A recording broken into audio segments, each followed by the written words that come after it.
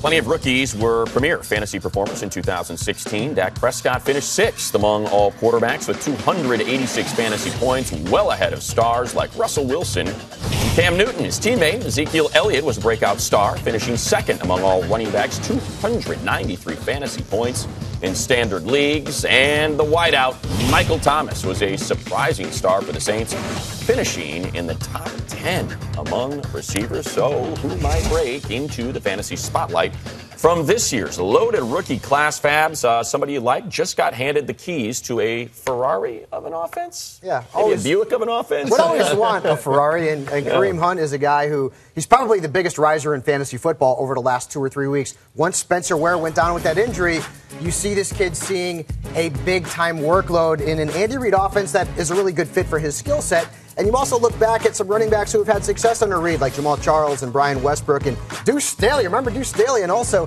LaShawn McCoy? I'm not saying he's going to be a top 10 fantasy running back, but he's going to be pretty darn good, my friends. You know what it's like to drive a Ferrari. You had a Testarossa when you lived in Jacksonville, right? Not at all. No, not at all. But I'll say this. Christian McCaffrey, I think, is going to be that Ferrari of an offense that Fabs was talking about. You get a little mistaken. Red and blue, they do look alike. Here, Christian McCaffrey, I mean, they've changed the offense. This offense is going to be completely different. They're not taking shots down the field as much. They're going to do a lot of checkdowns, a lot of screens. You see here Cam Newton is giving the ball. Give this guy the ball in space. Let him go to work. He's a versatile back that I love coming out of the draft, a guy who returns kicks, punts, runs the ball in between the tackles, outside, and can catch and line up at wide receiver. Volume for this guy. You know who else could run between the tackles that they tried to peg as a third down back? Who?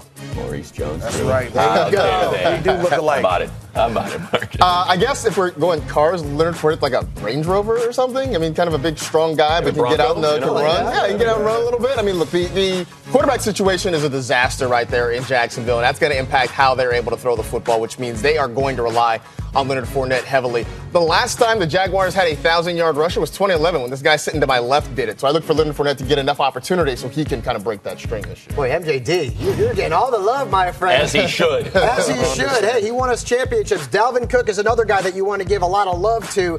This is a kid who will be a 3-down back for the Minnesota Vikings. I understand their offensive line has some question marks. They made some additions in the offseason, hopefully to help out. And I do believe that he will be one of 5 rookie running backs drafted in the first 40 picks if you haven't had your draft yet. And he gets a great matchup in Week 1 against the Saints. You know, I'm going to go ahead and go with Joe Mixon, another versatile guy. We talk about if it wasn't for the off-the-field issues, he'd have been a top 5 pick. This guy in his last game in college had 100 rushing and 100 receiving against an Auburn defense. We see him here being able to take checkdowns to the house. This is your guy, Josh Norman, money. Made him look like a child. Yeah, no question. And then he's strong. He's 230 pounds and has feet like a scat back. I'm excited to see him. He's not going to start right away. He's going to work his way in to get carries, but by week 4, this guy's going to be the starter. He'll be rolling. Yeah. That will pay you dividends later in the season. I'm looking at Cooper Kupp, and I've talked about him quite a bit this preseason because the Rams want to simplify things for Jared Goff. They kind of want to make it easier. Kupp is that slot receiver, that guy who can run those short and intermediate routes, will be a high percentage option for Jared Goff in the passing game. Plus, dude has great hands, runs great routes, and I expect he's going to get over 100 targets this year in this offense. But, he's not on the red turf. Let's see what he can do. Let's see what he can do on a green surface. Will any...